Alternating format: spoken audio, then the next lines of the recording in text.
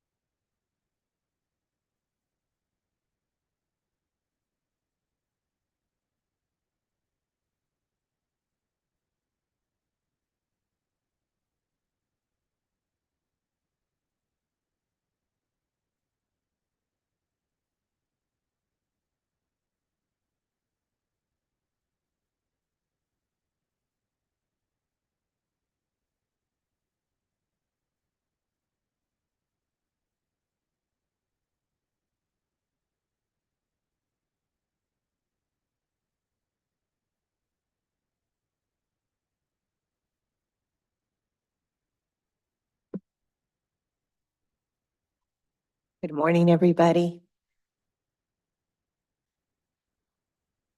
My name is Angelica Salas, and I'm the Community Engagement Committee Lead. The California Racial Equity Commission and Community Engagement Committee meeting is now called to order at 10:08 on Thursday, December 19th, here in Sacramento, California. As we begin today's meeting, we will begin with a few reminders. First, we're providing interpretation services to Spanish, in person and online, for this meeting. If you're speaking at today's meeting as a presenter, panelist, or member of the public delivering public comment, we ask that you please speak a bit more slowly so our interpreters can follow along. Second, as we continue to engage speakers, presenters, and the public, we want to name that the information and opinions expressed by the presenters or public commenters before the commission reflect the views of the speaker. They do not necessarily represent the views of the commission or the Governor's Office of Land Use and Climate Innovation. Additionally, as a public body, public comment is critical to the work of the commission, and we allow public input at all meetings. However, we stand united with other Californians in condemning hate and recognizing the harms that hate causes.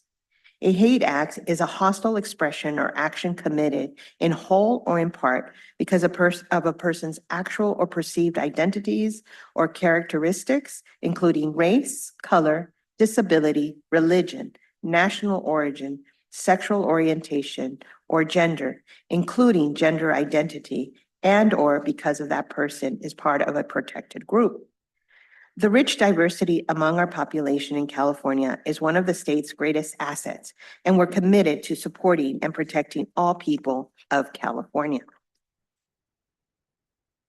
As a reminder, if you're a victim or witness to hate, racism, or bullying, you can report the incident and receive free support through the California versus Hate resource line.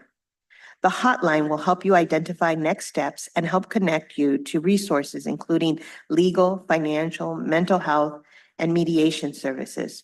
Report hate by calling 833-8-NO-HATE or visiting caversushate.org.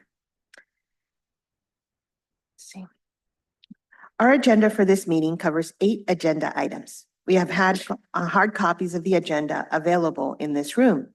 Materials are available online at racialequity.opr.ca.gov. Dr. Estes, can you please provide a brief overview of the agenda for this meeting? Thank you, Commissioner Salas. Our agenda today is up on the screen. Of course, we're in the first agenda item, welcome and call to order. We will also do an overview of the roll call and public comment process. Our next agenda item is public comment on matters not on the agenda. We will then go and through an approval of this committee's September 17th minutes. The next agenda item is an action item. We have a community engagement plan that we've been working on, and we'll be putting it forth to the commission in a recommendation for approval to move, or the committee to go forward to the full commission for approval. We'll then have a brief 15-minute recess and then going into a panel discussion featuring Jeffrey Marino, the Director of the Office in Data Innovation, and Alan Brooks Lasher, Vice President of Communications, Robert Wood Johnson Foundation, really focused on simplifying communication, really to support inclusive community engagement. And that's really our meeting for today. Back to you. Thank you so much. Okay. Agustina Areola, External Affairs Manager of the Office of Land Use and Climate Innovation, will lead the roll call to establish quorum and provide an overview of the public comment process. Thank you, Commissioner Salas. I will begin with yourself. Commissioner Angelica Salas. Present. Commissioner Candace Bowles. Present. Commissioner Traco Matthews. Here. Commissioner Virginia Hedrick. Present. Thank you. We have achieved quorum. Thank you, Agustin. We will now take public comments related to agenda item number 1. Welcome. Commissioner Salas, before I take public comment, I'd like to go over the process. Is that okay? Of course. Thank you to everyone joining us today in person, online, or by phone, the Zoom webinar platform, or by tuning in on YouTube where the meeting is being live streamed. I'm here to provide some information to help guide us all through the processes for this hybrid meeting, which we have designed with the intention of maximizing access by members of the public. Please note, we are providing interpretation services to Spanish, in person and online for this meeting. If you are joining us by Zoom, locate the toolbar at the bottom of the Zoom window. Look for the interpretation button, which may appear as a globe icon. Click on the interpretation button to access the language interpretation options. A pop-up window will appear with a list of available languages for interpretation. Estamos proporcionando servicios de interpretación en español, tanto en persona como en línea para esta junta. Si nos acompaña a través de Zoom, localice la barra de herramientas en la parte inferior de la ventana de Zoom. Busque el botón que dice Interpretación, que puede aparecer como un icono de globo terráqueo. Haga clic en el botón Interpretación para acceder a las opciones de interpretación de idiomas. Aparecerá una ventana emergente con una lista de idiomas disponibles para interpretación. Ahí puede seleccionar español. For those joining the webinar online via Zoom or by phone, please note that your microphone is automatically muted when you join. In order to minimize the risk of background noise, you will not be able to unmute your phone yourself. For those joining online via Zoom, please note that the webinar platform doesn't enable video for attendees, so we will not be able to see you. If you need technical assistance during the meeting or have a question about the meeting process, there are a few ways to contact us. If you are using the online Zoom webinar platform, the best way is by using the Q&A function, with several members from the Racial Equity Commission team monitoring it. If you have joined by phone and have access to email, please email racialequitycommission@opr.ca.gov. To submit in-person public comments, you can pick up a public comment card by the front of the room and submit it back to the table where the staff are located at. If you plan to make public comment virtually, you must be joining the meeting via Zoom, either through the webinar or a phone option. You can visit racialequity.lci.ca.gov/meetings and complete the public comment form linked there. You'll need to complete a form for each item which you wish to speak on. You may complete a form at any time during the meeting regarding that item. When Commissioner Salas opens the public comment period for your item, we will call on your name. When you hear your name in the list, please raise your hand. To do this online in the Zoom webinar, click Raise Hand under the Participants menu.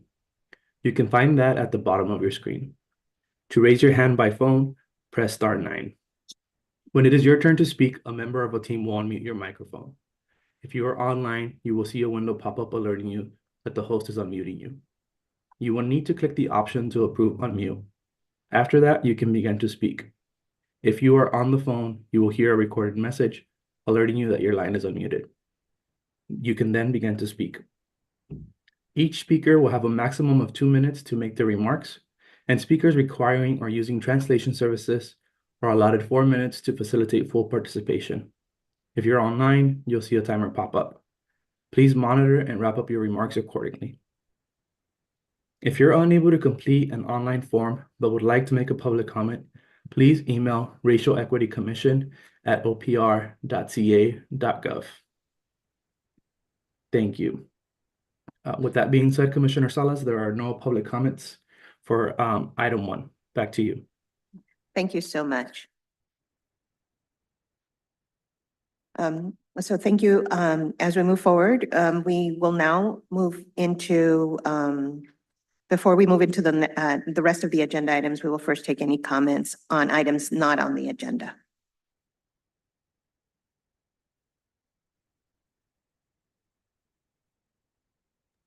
There are no items listed for this, no public comment listed for this item. Back to you, Chair.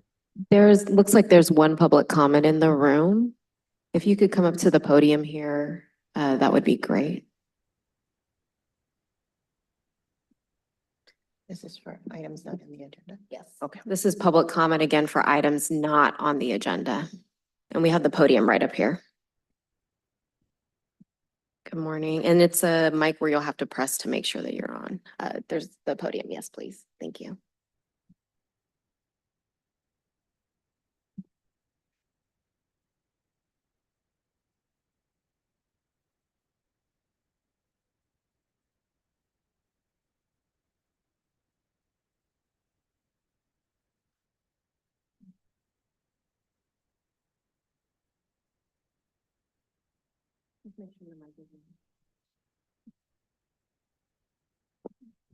It's on? Okay, great. Well, good morning to everyone. Buenos días a cada uno de ustedes.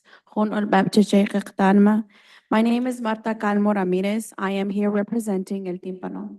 We are a civic media platform and community engagement organization that bridges communities and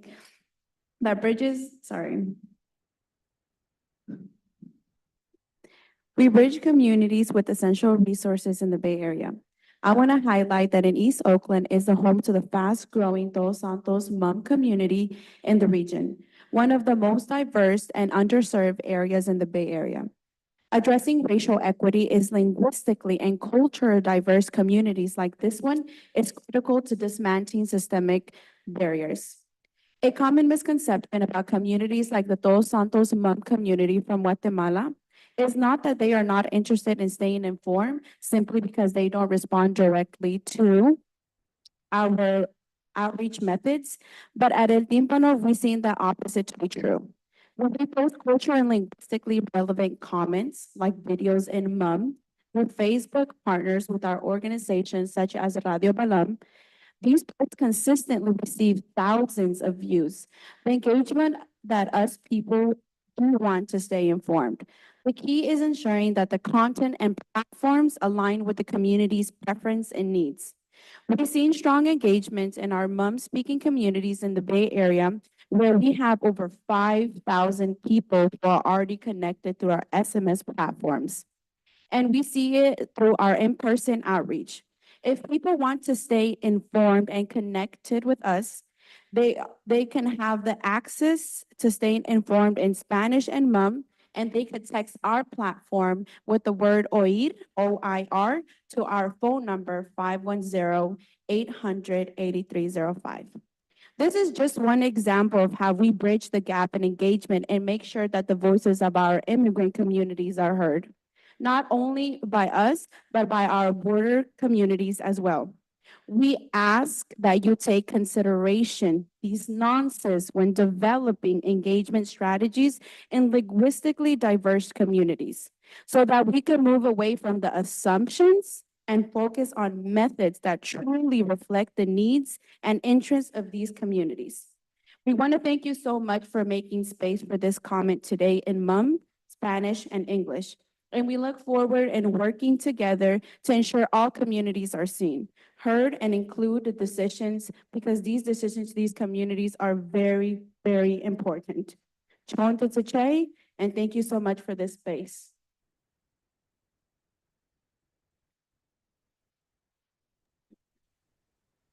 There are no additional virtual public comments for this item. Are there any in person?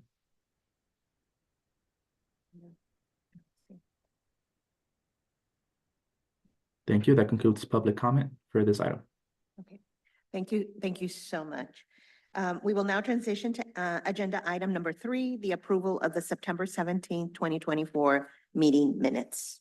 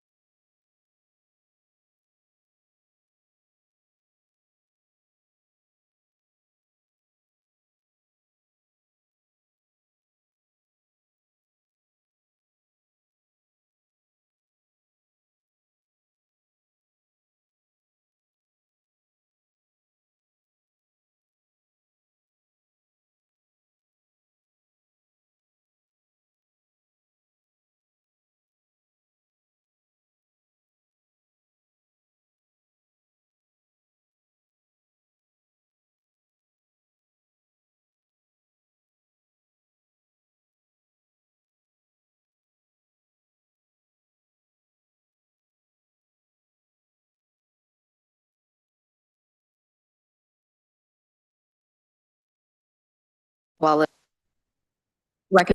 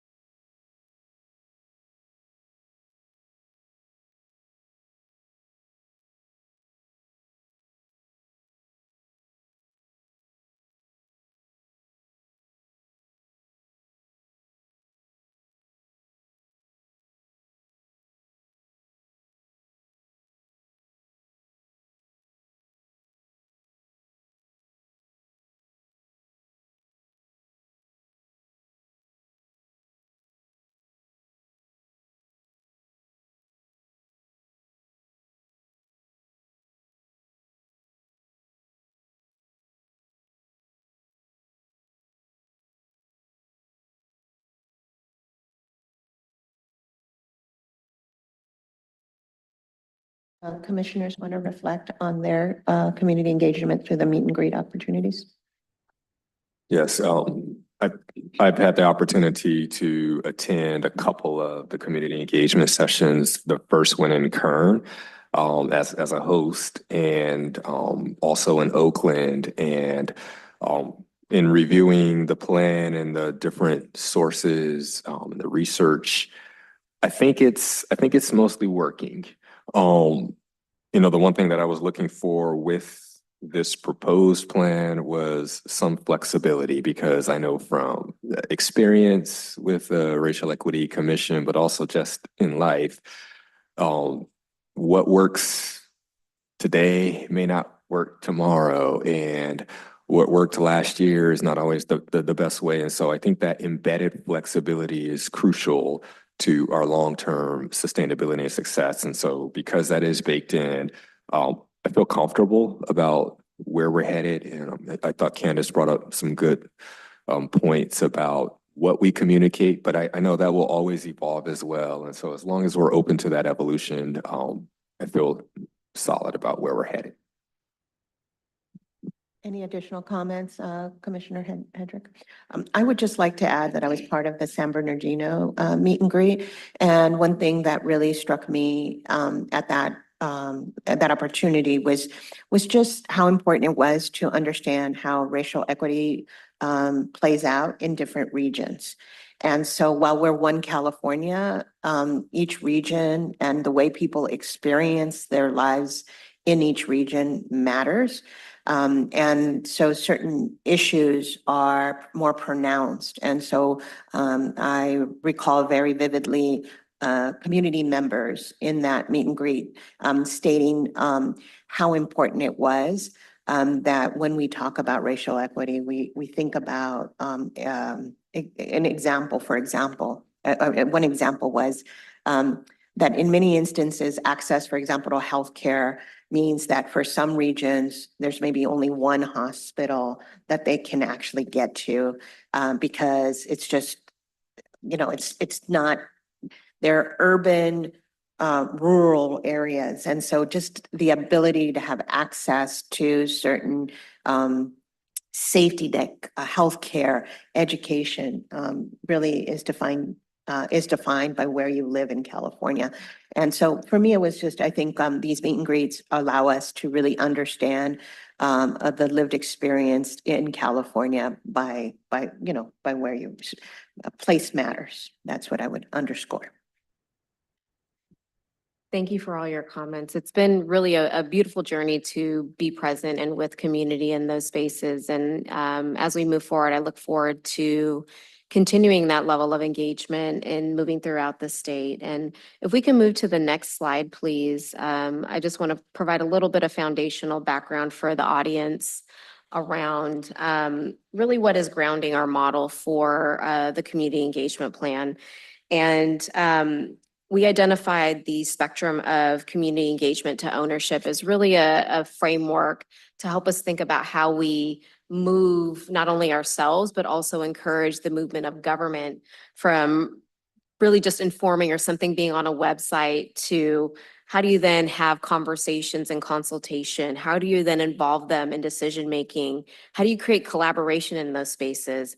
And while level 5 defer to is a complete part of this model, it is something that is not necessarily within the purview of the Racial Equity Commission. We are a public advisory body, so we're not in a position to defer to community in that way. However, that doesn't mean agencies and departments can't explore how they can do that as well as other sectors and other entities.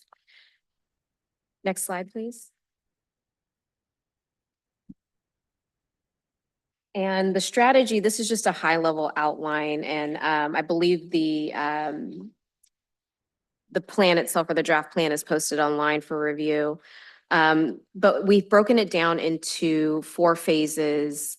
Phase 1 really is what we're doing now, our meet and greets, our listening sessions, public meetings such as ones like this, and exploring the development of a digital engagement strategy. And I want to acknowledge and thank El Tembano from being here today from the Bay Area to share their experiences and the work that they've done to really outreach and connect into communities that often don't hear their voices heard, don't see their language offered many times. So that's really part of the inspiration, as well as engagement with commissioners to have that conversation as to how do we really make sure that everyone is included in those spaces.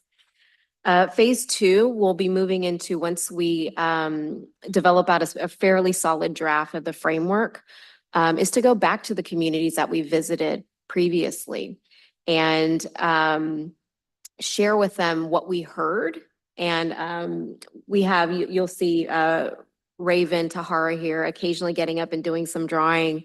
We're actually also trying to capture community conversations in real time. And in doing that community roadshow, we're looking to say, we heard you in these spaces earlier this year. This is how what you shared with us is reflected or has been impacted within the framework. So they can start to see the connection of where their voices are being heard.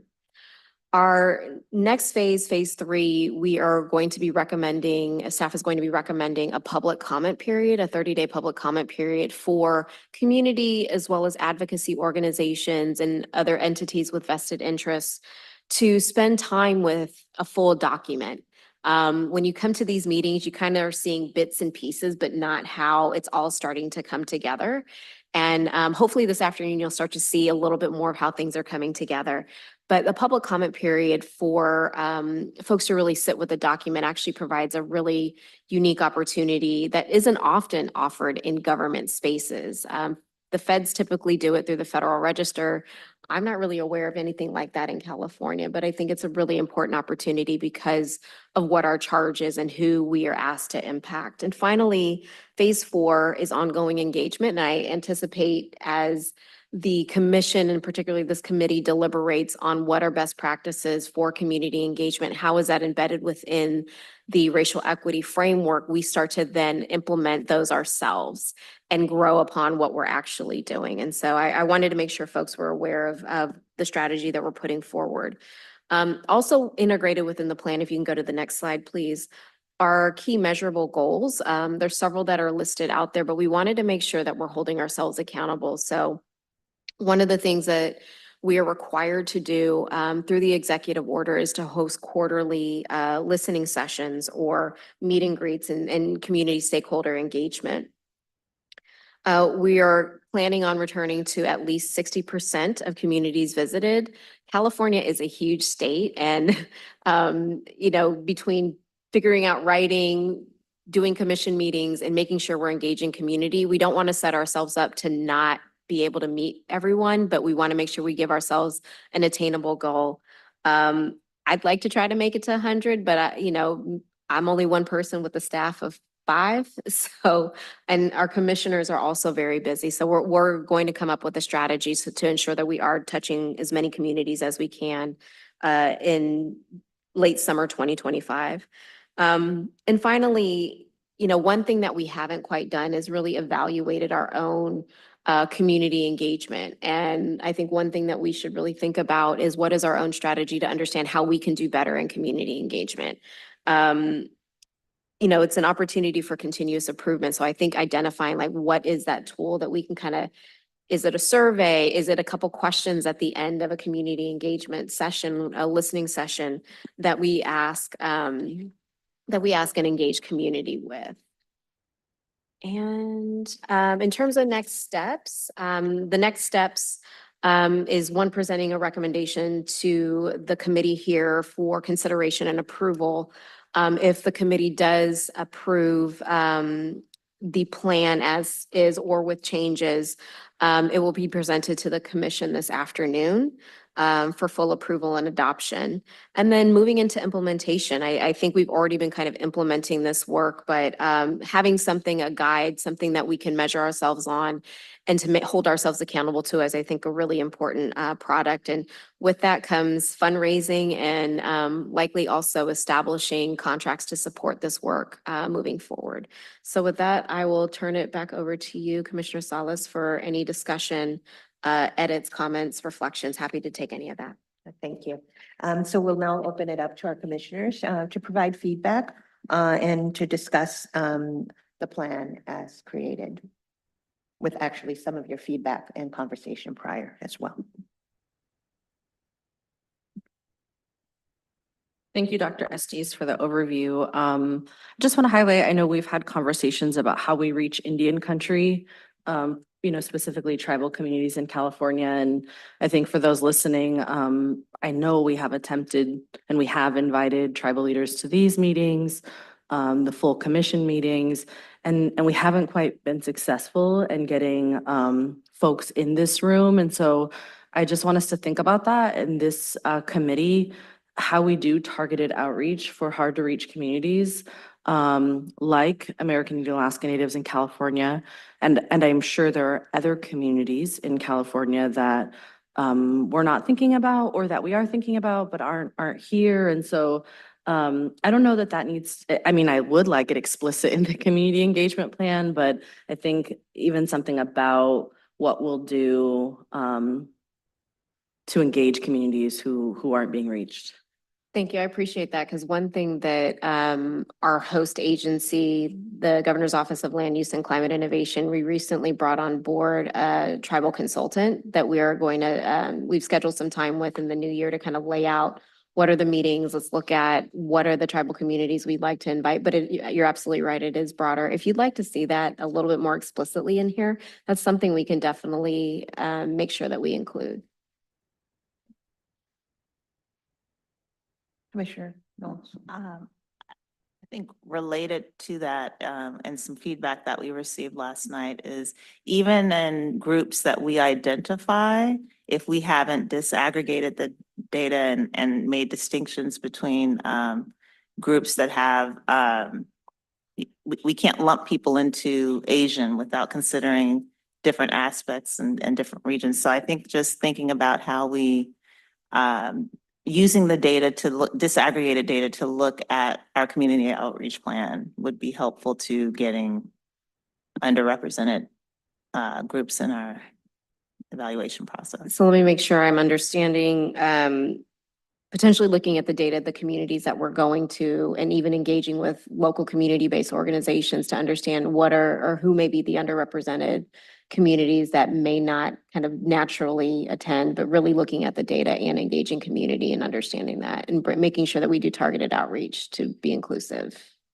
Right, like looking, it may look on paper like we have reached a certain Yeah. group, but we actually haven't because we've been combining groups that are actually distinct. So Mhm. that's what I'm saying. Okay, thank you.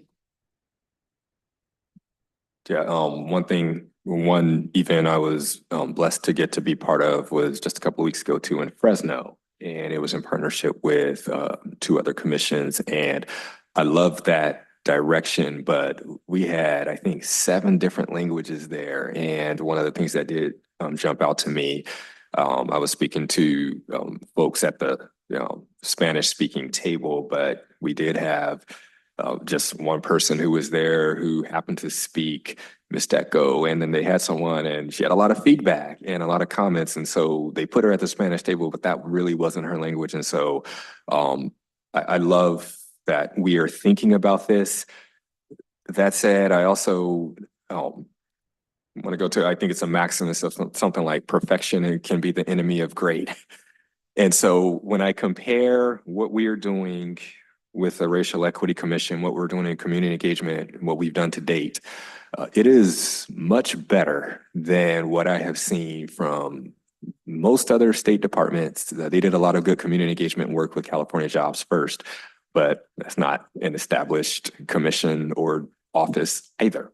And it's relatively new. And so what we are doing, I think, is cutting edge in a state that is trying to be cutting edge. And so I don't want us to not move forward or get caught up in something that isn't quote unquote 100% perfect when I think it's actually pretty effective. So I'd say maybe we're 80 to 85% of the way there with this plan. So I like the plan for that reason. And as I mentioned before, I like the that we've already baked in, hey, we know that we're gonna have to be flexible. We're gonna have to make some adjustments. We're always gonna have to make some adjustments because really what we're talking about, community engagement is a relationship. And relationships change because people change and how they like to be listened to and heard. All of those things change. And so I like the plan as it is because I do think it's 80 to 85% really, really good. And we'll continue to make tweaks around the edges, but I think we could run with this and it could be really effective as a community engagement strategy. Thanks. And I would just say one of the additional maybe points going back to targeted community outreach is wherever we go, that we really go in and learn about the community prior to make sure that the outreach to the activities are really connected to who lives in that region. And obviously, I want to reemphasize language access, especially for Indigenous immigrant communities. I think that's very, very critical. And for example, organizations like Cielo here in California have done an incredible level of a body of work to identify the many Indigenous languages spoken throughout our region, and which I think is very important, especially in areas like Los Angeles, where mostly sometimes Spanish is what is assumed. The one thing that I would also just state is that community keeps changing because of immigration. And so we also have had a huge increase of Afghan communities in our region, Ethiopian communities, et cetera. And so that we're also understanding how the demography of our state is changing. But I think that's also around the targeted outreach. And then I would say just, again, agree very much with Commissioner Matthews around the engagement plan and its strength.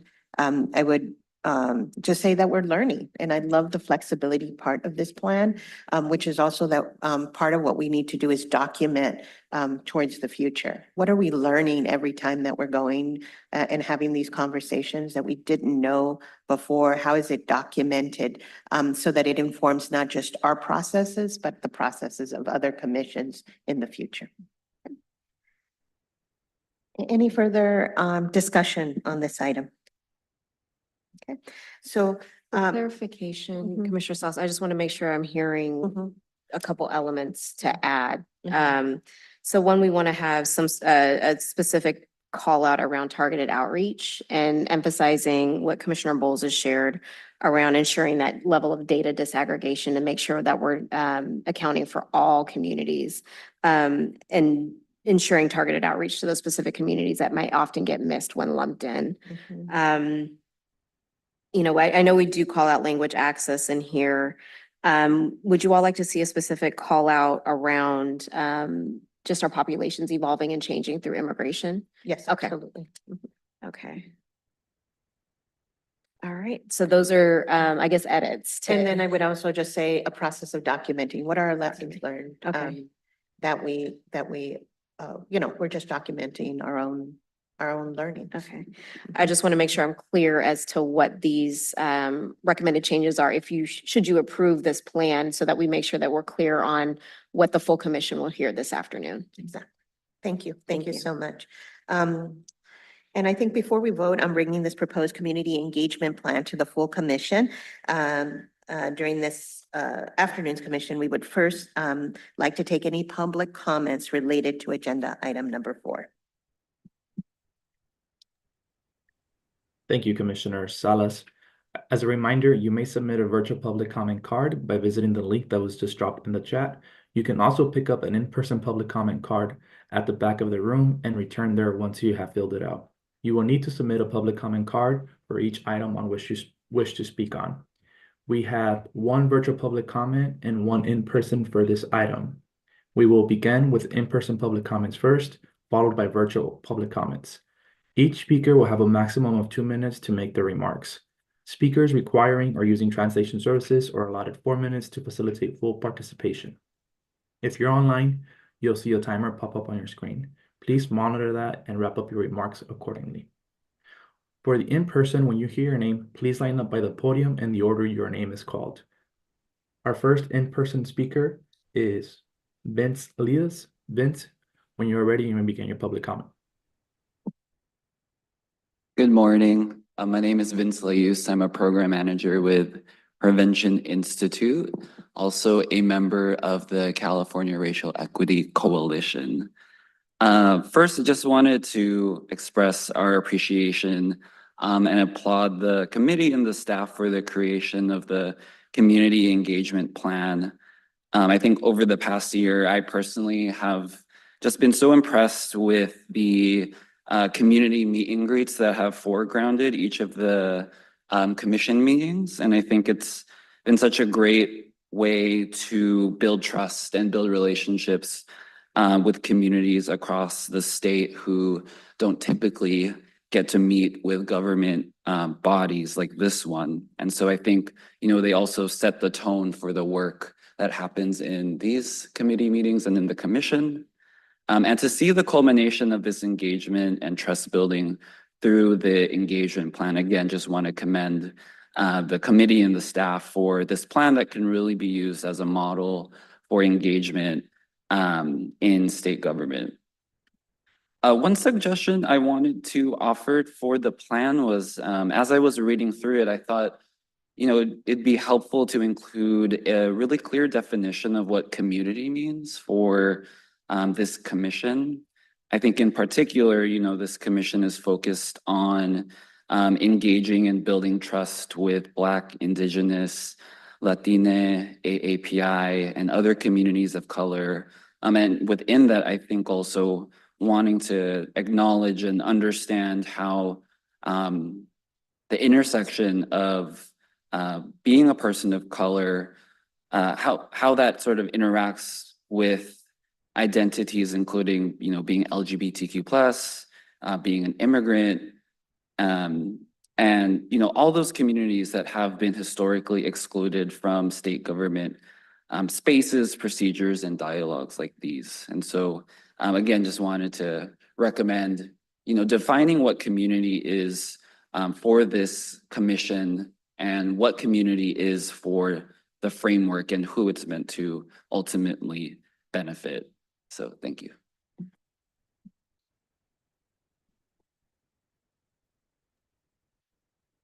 Thank you. Our virtual public comment speaker is Nico Shabazian. Nico, when you hear your name, can you please go ahead and raise your hand? Nico, you may begin your public comment when you're ready. All right, can you hear me? Loud and clear. Awesome. My name's Nico Shapazian. I'm a policy analyst with Catalyst California, as well as a member of the California Racial Equity Coalition. Just wanted to echo and thank you for incorporating so many of the California Racial Equity Coalition's recommendations into the community engagement plan.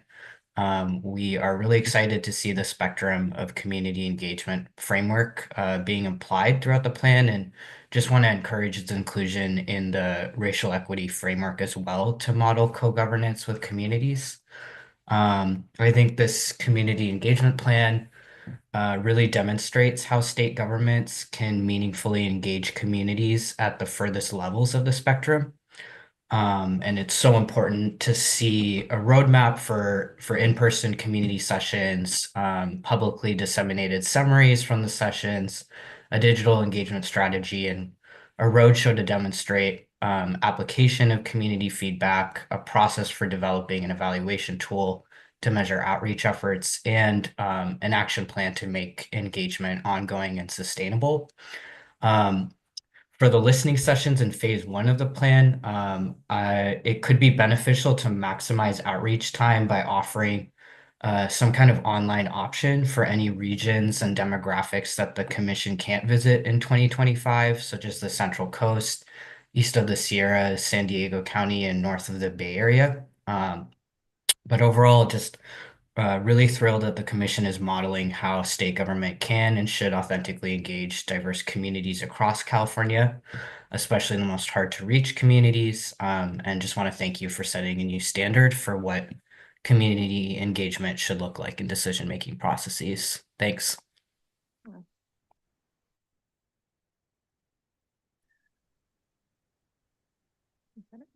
I think that's it. Thank you. Well, thank you so much for those comments.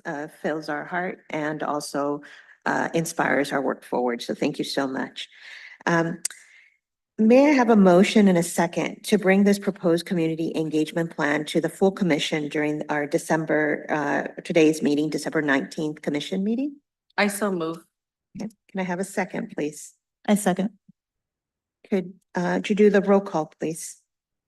Agustin? Thank you. I will begin roll call with yourself, Commissioner Salas, A. Commissioner Bowles, Yes. Commissioner Matthews, Yes. Commissioner Hedrick. Yes. Motion passes unanimously. Back to you, Chair Salas. Thank you, Agustin, and thank you, commissioners, and thank you to all that were part of making this plan possible. We will now present this plan to the commission in this afternoon's meeting. And I believe that at this time, we have actually, we have one more item that we have to cover. We did not properly do our roll call for our minutes. So if we can please do the roll call for an approval of our minutes. And just to acknowledge for the minutes, and this is agenda item number 3, Commissioner Hedrick moved and Commissioner Matthews seconded the motion. Thank you. I'll begin roll call with Commissioner Salas, A. Commissioner Bowles, Yes. Commissioner Matthews, Yes. Commissioner Hedrick. Yes. Minutes approved unanimously. Back to you. Thank you so much. Okay, we will now take this time to have a 10-minute break. And we should be returning. Let me look at my time. We should be coming back at 11:05. Thank you so much.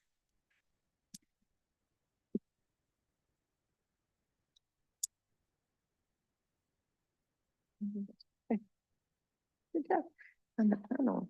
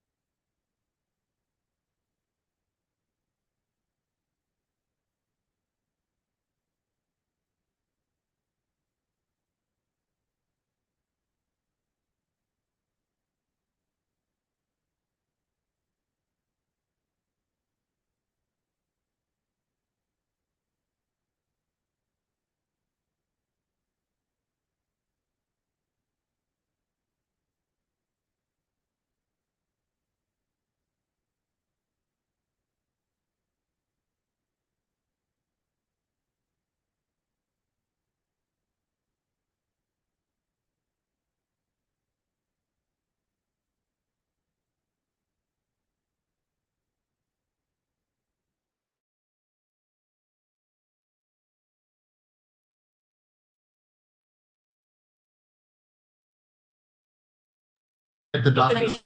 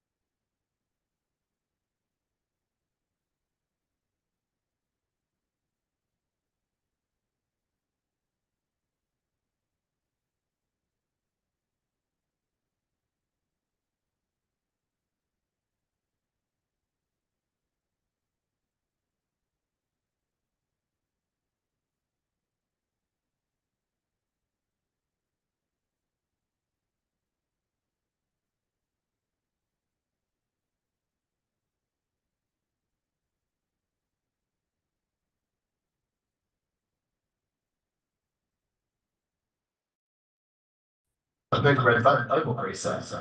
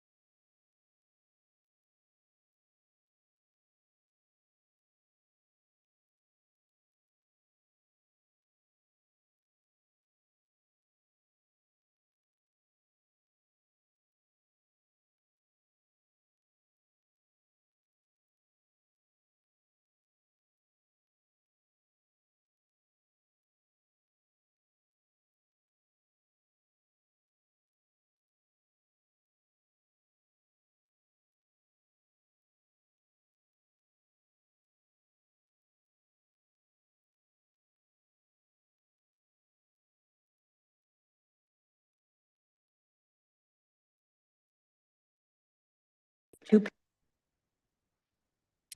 two panelists to share their work and perspective.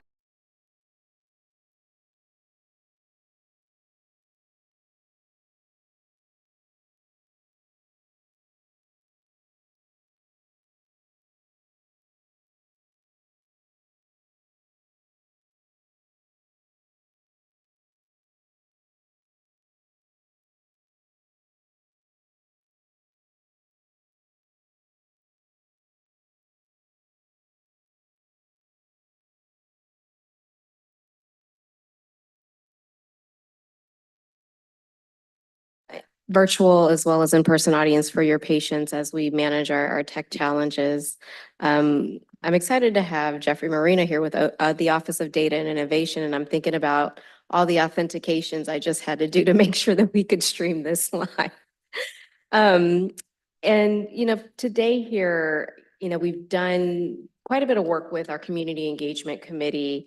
And at our last Community Engagement Committee, we learned really about effective community engagement strategies and the power of community and working with community. And now we're really wanting to shift the conversation about inclusivity.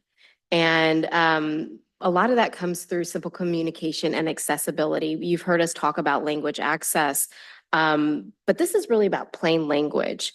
And communication from government and as well as other sectors is often inaccessible.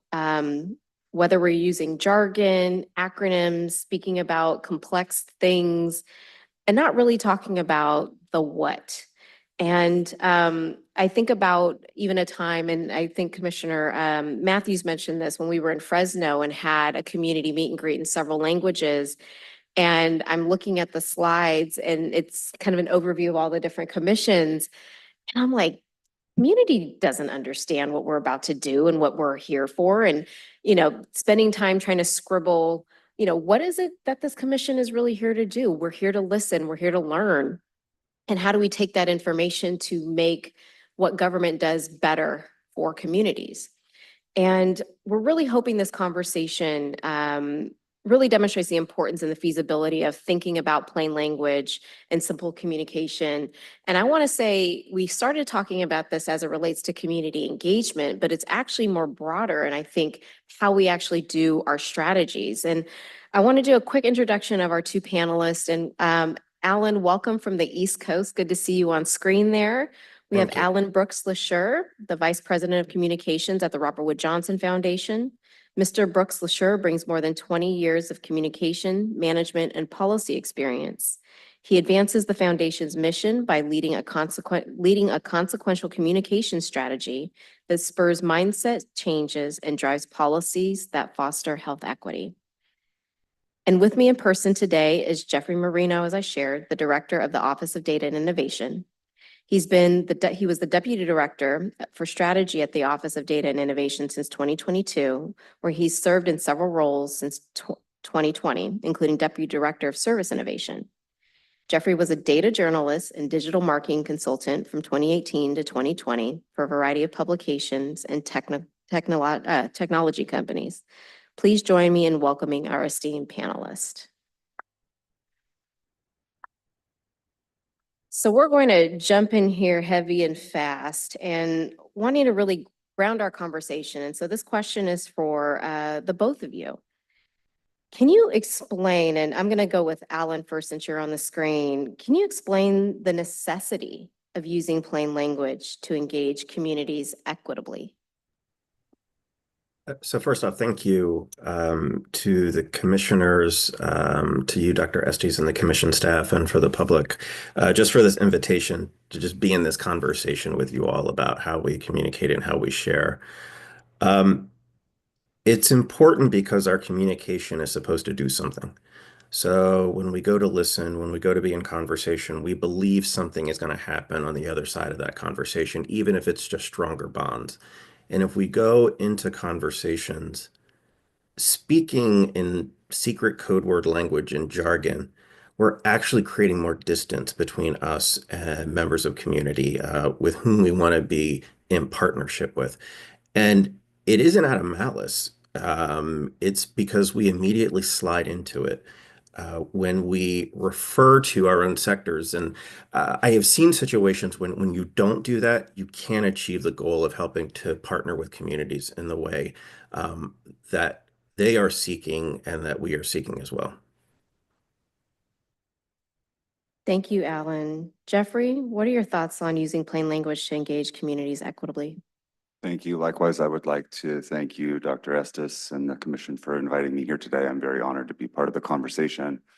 You know, Alan raises a very good point that the words that we use and the promises that we make, especially in government, are meant to lead to some action that will hopefully improve the lives of Californians.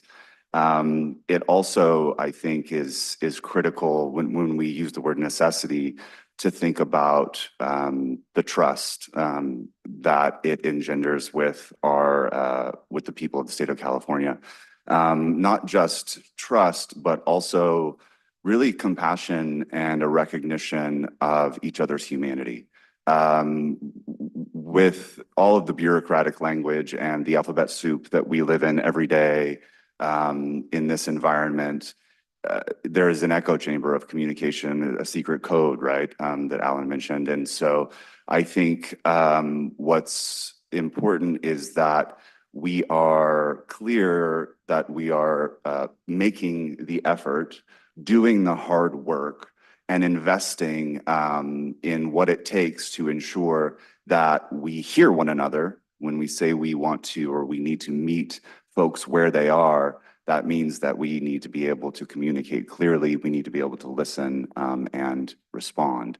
And so I think of the necessity of plain language really as it relates to, and I don't mean to be too grandiose about this, but really the success of our democracy and the success of our great state.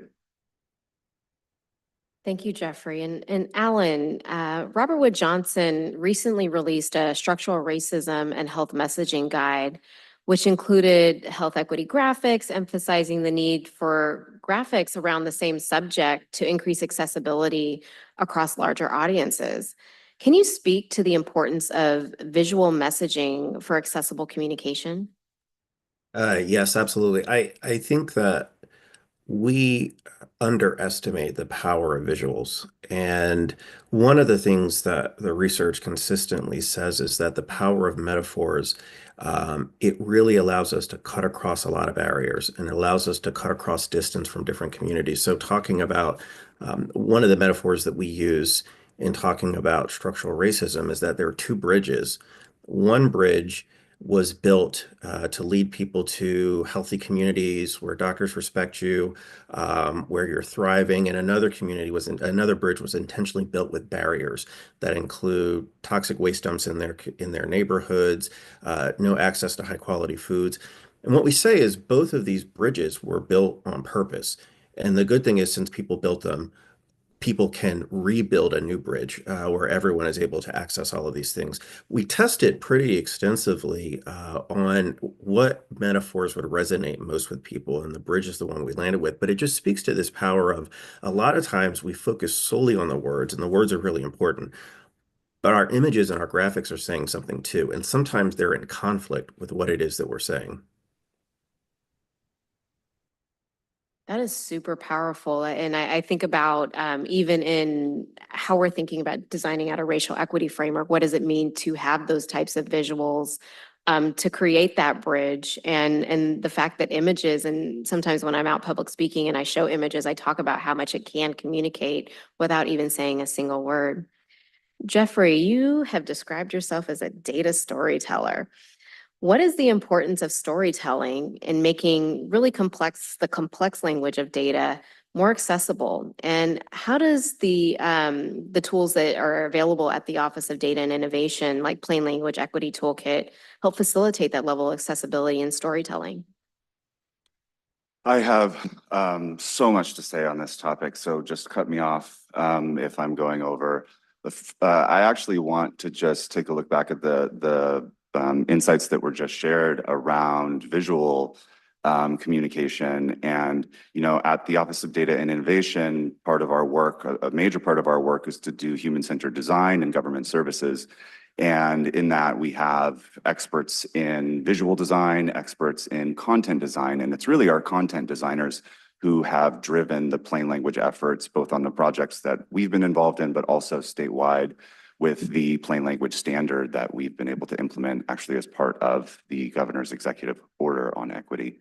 And so if you zoom out from plain language specifically and think more broadly about how we design our content and how we design the documents that we share with one another, or that we use to communicate as government, you can see how you prioritize what goes on the page can really change the effectiveness of your communication. And I can give an example where we worked with the Department of Toxic Substance Control on a community comment period. They wanted to get more engagement on their public comment periods as there were toxic spills in certain communities. And the first thing that we did was look at the notice that was sent in the mail to folks that were in a quarter-mile of the epicenter of that toxic event.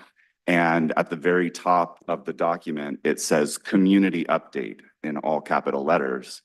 And what my first question in looking at this document was, whose community? What community? What is the update?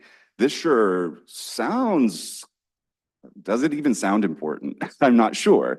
And so when we did just a little digging with the staff at DTSC, internally, as it relates to the events that they're remediating, they refer to them very specifically in terms of location. So it's like the Ramona Avenue and 15th Street spill, right? And now if I live on Ramona Avenue or 15th Street and I get a letter in the mail that says Ramona Avenue, 15th Street toxic spill, I'm going to keep reading. So it's both visual design as well as content design and layout on the page. And then as far as the importance of storytelling as it relates to data, I can't emphasize this enough. We live in this world, especially in government, of statistics and metrics. And behind each of those numbers is a human being, and behind each of those numbers is a story.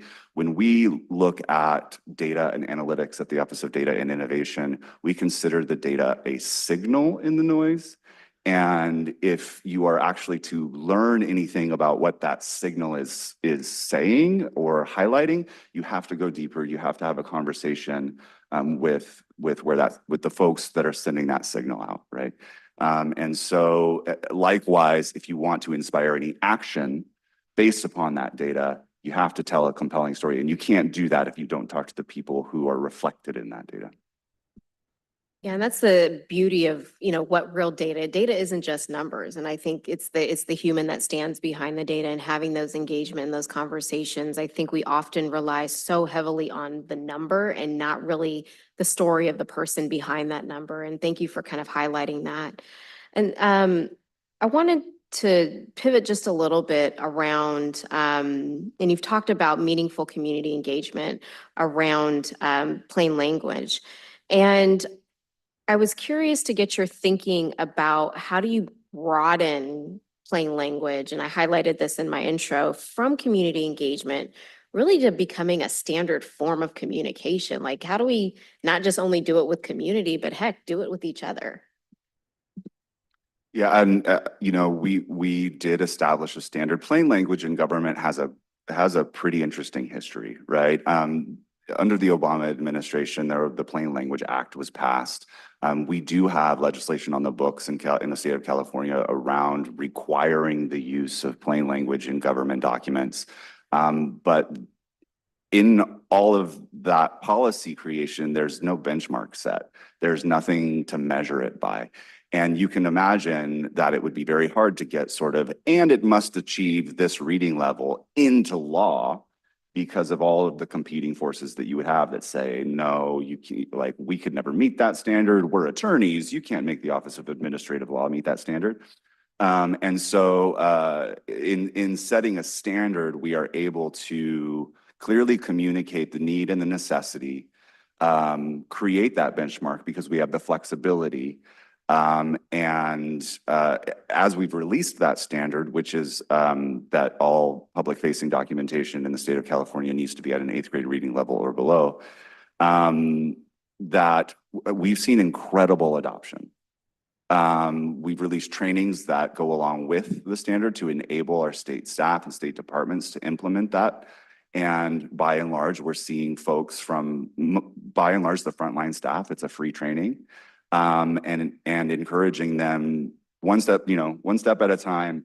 And more often than not, the conversation that ends up happening is, I, as the frontline staff, know that I'm trying to translate this for our customers every day. They don't get it, right? And that's become my job, is translating what it actually means.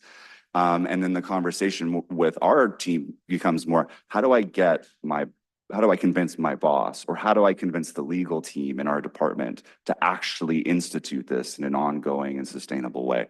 And so it's both, start wherever you can, start somewhere, and then also, find your allies and find your people that can help move it forward more broadly. Ellen, what are your thoughts around moving from just it only being about community engagement to really, how do we make it a standard form of communication at all times? I agree with what Jeffrey said. We have to model it first. This is one of those things where we have to show how it works, not necessarily just tell people how it works, and show how we can have more impact by just speaking more clearly, really. One of the examples that I use is a lot of times we gravitate towards saying it's a function of somebody's education. But in this very meeting, if somebody stood up in a public comment and started speaking Klingon, I don't know if anybody on the commission speaks Klingon or anybody on the commission staff, but we would have no clue what they were talking about. And this is a very highly educated group of people, but they're speaking a different language that we don't understand. And we do that in many cases when we're in partnership with people in community. And Camille shared a link to a piece that I wrote where I sort of refer to my late grandmother's Pentecostal church, and really talk about how they wouldn't understand any of the gibberish we use to describe the situations that they're in. They would just say they were going through it. They wouldn't talk about a carceral state. They wouldn't talk about food deserts and insecure. They wouldn't use any of that language. They would say they were going through it. And the challenge that I try to issue to people is, everyone who is doing mission-driven work, everyone that is in the room, everyone that is online, someone or some community commissioned us to do what it is that we're doing. Somebody sent us out into the world to try to make things better for other people and for the places where we're from. We have to think about them every time we're trying to be in dialogue with other people. We have to check ourselves to say, well, how would I, for me, it's my hometown of Bridgeton, New Jersey, in southern New Jersey. It's a rural part of the state. How would I talk about this if I were talking to the people of Bridgeton? And I feel like everybody has to have that for themselves. Who are the people who root you? And really think about them as you're in dialogue and conversation with other people. I love that. And so many of us come from spaces of lived experience. We all come from neighborhoods and communities where there are folks. I mean, I even think about how I try to explain what I do to my parents, and they don't get it for sure. So it even encourages me to think about, well, how do we talk about this type of work in really plain language? We're getting close to the end because we do want to make sure that there is room for questions from the commissioners and as well as public comment. My last question to you all is, what are two key takeaways that the Community Engagement Committee as well as the commission should be aware of to advance plain language or simple communication? And Alan, I'll start with you. I served in the Foreign Service for a number of years and served overseas in Saudi Arabia and other places. And one of the things that the State Department does before they send you abroad is they put you through language training. So you're representing your nation, but you got to understand how people speak where you're going. And I think one of the things that we don't do is we actually don't have any good sense of how some of these conversations are happening in community already. We are injecting ourselves into conversations that in many cases have been playing out for a while, long before we got there. So really just trying to understand, how are these conversations currently happening? How are they happening on social media in these communities? How are they happening in faith communities, et cetera? The other thing is, it can start with us. It does not require some major plan with PowerPoint presentations and thick documents. We actually can start modeling in our communications day one. And I think that again, if we show people that it leads to better impact, we get more adoption and uptake. Jeffrey? I think the two, if I had to choose the two, one would be, and this is something that we've included in the plain language toolkit, underneath a section that says why plain language. And it's because it's for everyone. It is for everyone. And you know, just to bring in examples from our daily lives and our interactions with with the constant interactions that we're having on our devices, that plain language is being used all of the time to engage us, to motivate our actions. There's nothing more clear than a button that says buy now or like, right? I mean, that like is one of the most successful examples of the use of plain language probably in history. So it's for everyone in terms of people when they're interacting with their government. Don't want to have to do it more than is absolutely necessary to get something done. So it helps to move people through the process more quickly. Again, it builds more trust. It certainly has broader implications on language access because information that is written in plain language and is source language you're going to have a much better success rate at translating that information and having it effectively communicated when you are trying to implement that language access approach. And then I would say, secondly, that I would just, I think, reiterate this idea that it's a holistic approach to how we communicate, and that plain language is kind of both a discipline, but also a frame of mind and a mindset that has to do with a lot of what we've discussed today in terms of using the appropriate form of communication that's going to resonate most with the people that you're interacting with. Thank you so much. Please join me in thanking our wonderful panel. And, you know, I want to give the commissioners an opportunity to ask questions and have a little bit of dialogue themselves around this really critical information about simple communication. So Commissioner Salas, I'll turn it back to you. Sure.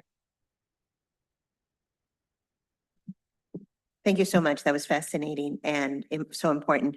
We understand the importance of continuing to learn from other efforts as we build informed recommendations for our racial equity framework. For that reason, we're extremely grateful for the time and thoughts that our panelists have shared with us today. The committee will now discuss our thoughts on the panel and how we might connect it back to our work. And so I wanted to have this moment to provide initial reflections from our commission and any follow-up questions from our panelists.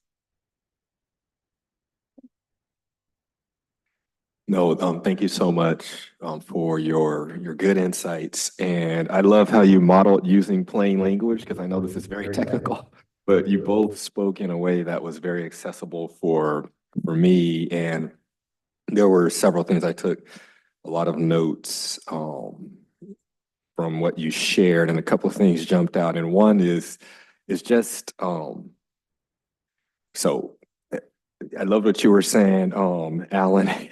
I'm a pastor, and so I understand that, and also a health equity officer. And so I was just thinking about how often, because I have some education, it's easy to get tempted to want to demonstrate that competence and to remember as a leader, it's not about proving your competence, it's about communication. It's about creating that bond versus creating that distance. And so I think that's hard for all of us. I've seen it with, you know, the healthcare industry where people will say, we can't even distill this into simple enough concepts for people to understand, but then they're surprised when people don't understand. So we have to be very thoughtful. And I think if we're smart enough to distill our messages into language that is plain enough, that's clear enough. And so I think sometimes it's just a matter of saying, we got to do it. And that's a commitment that we are going to make for the people that we serve and want to help.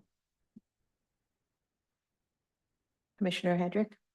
Yeah, I just wanted to reflect on something that you said, Alan, about structural racism, and I think it hits this commission and this committee like right at the center, which is structural racism is built by people and can be unbuilt by people. Just found that like really motivating, and then just really thought about as a tribal person, as a member of the Yurok tribe, how powerful things are, like visuals, place names, monuments, town names.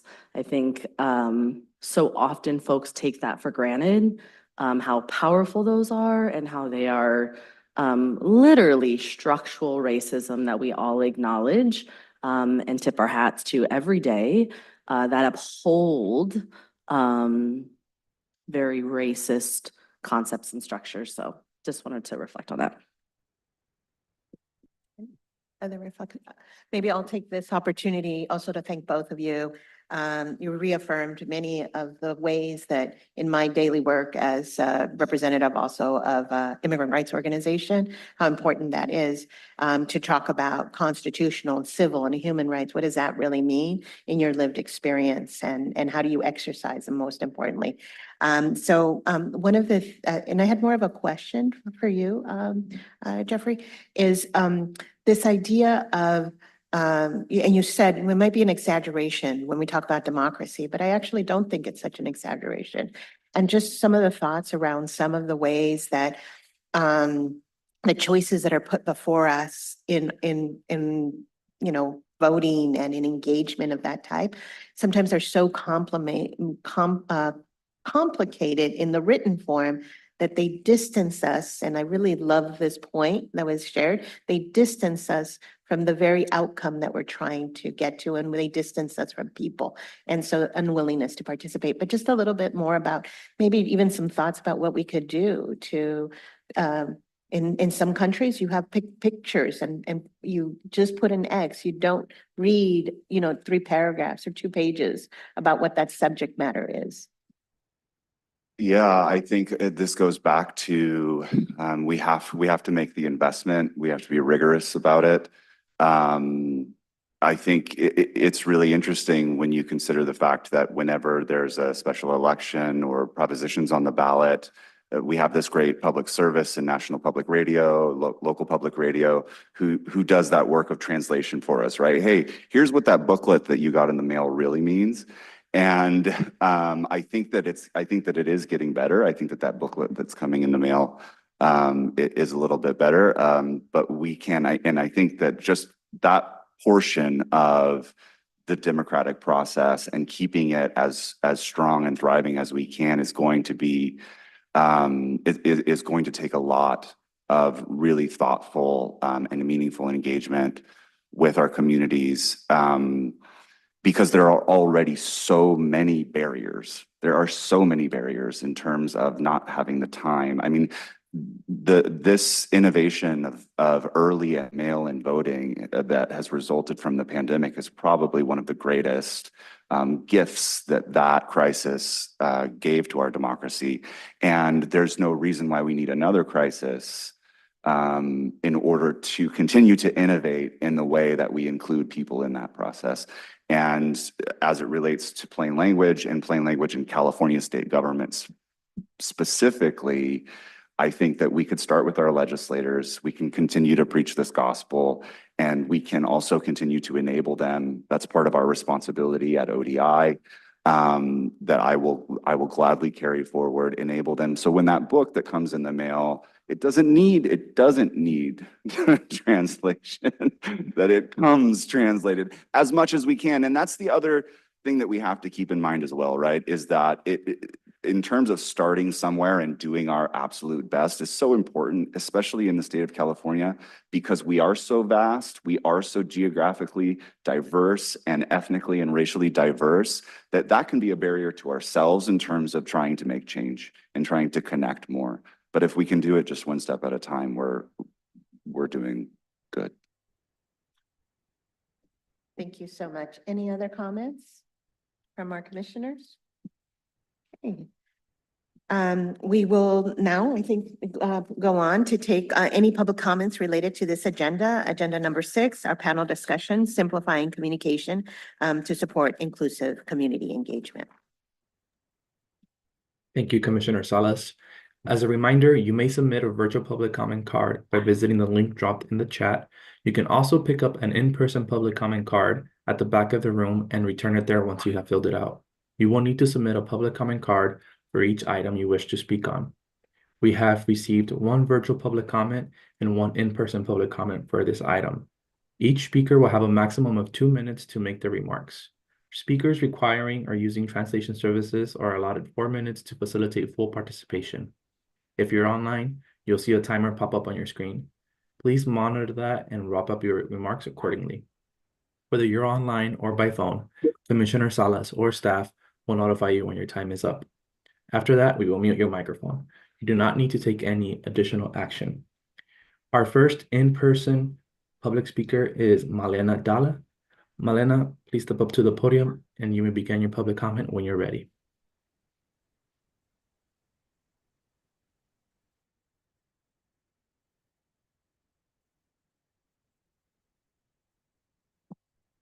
Good morning, everyone. My name is Malena Data Hernani. I'm the Strategic Partnerships Manager at El Tímpano.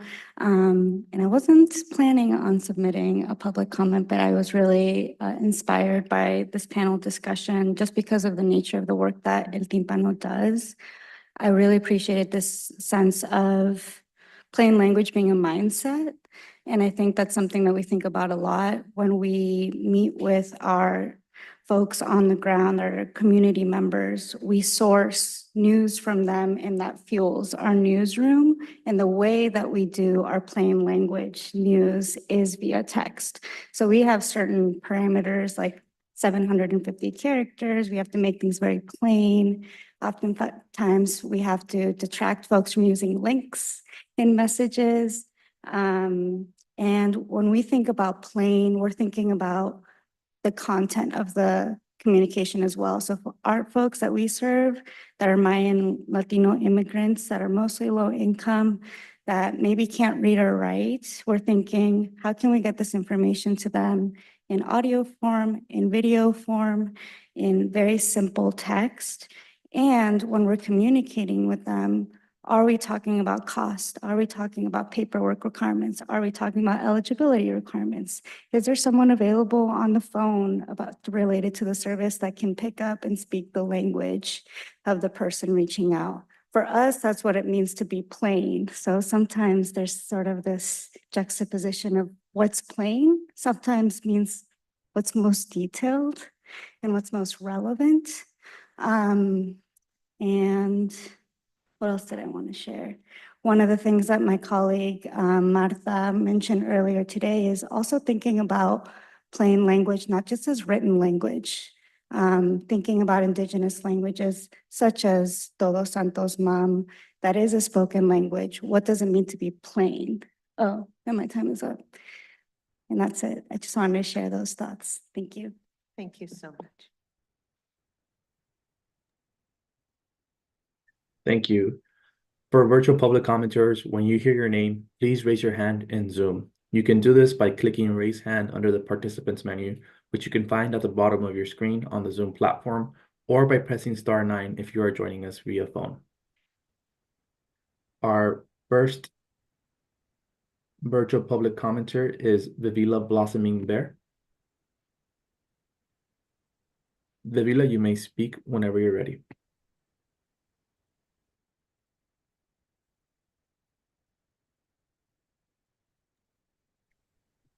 Vivila, can you hear us? You can unmute yourself. Good morning. Thank you. My name is Vivila Blossoming Bear. My people are from the Choctaw Nation, but I grew up in California amongst California tribes and other diverse populations. I'm an individual with lived experience in homelessness and in the California foster care system. I also serve as the tribal liaison for the California Interagency Council on Homelessness. I want to thank the Commission for the important work you're elevating throughout the state, and also the presenters today for your good work. I'm commenting to share that Cal ICH held tribal consultation regionally throughout the state in 2024 to determine how we could uplift the needs, voices, and best practices of tribal communities in our work. Feedback received included the importance of using plain language in all communications and documents. One of the ways I have operationalized this in our work is to consider how would we communicate with our diverse relatives to ensure they understand us. We want to have a good relationship with our relatives. Based on my 23 years of experience in working with tribal and other underserved communities, I would recommend the consideration of a 6th grade level of comprehension for plain language standards that includes the spelling out of all acronyms. Thank you.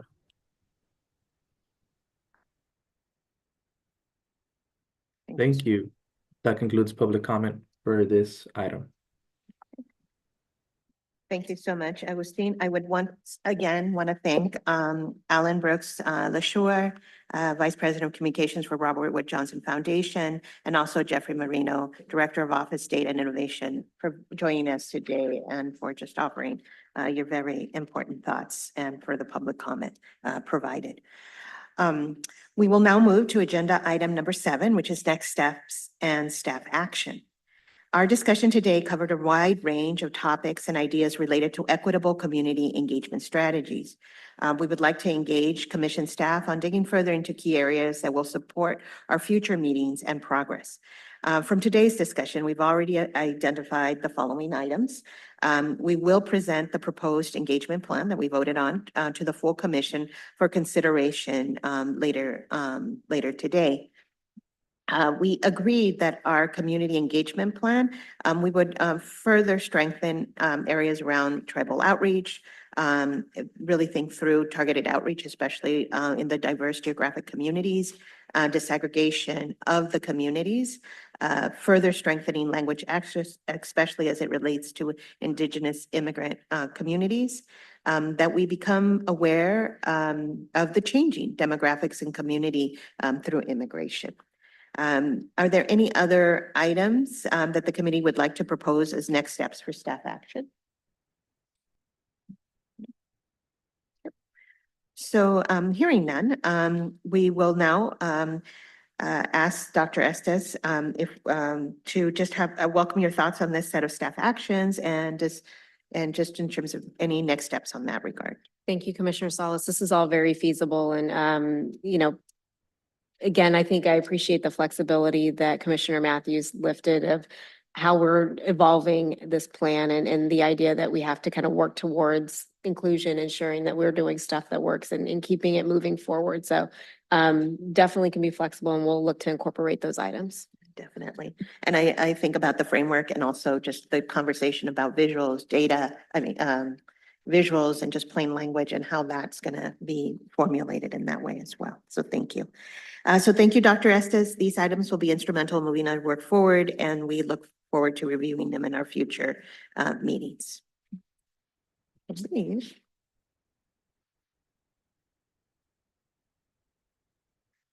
So I think I just really want to end with thank you to the Racial Equity Commission staff, our commissioners, the public for joining us today.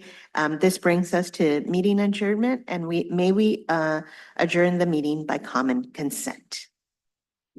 Yes. Yes. Yes. Okay. Yes. Thank you so much. Thank you to the Racial Equity Commission staff, our commissioners, our panelists, and the public for joining us today. Thank you to everybody who provided public comment. Our next meeting will be our commission meeting this afternoon at 1 p.m. in the same room. And so we invite folks who joined us this morning to also join us for this meeting. For members of the public who will be staying for this afternoon meeting, this CNRA cafeteria is open for use and has food options available for purchase. With that, we are adjourned at 11:47. Thank you.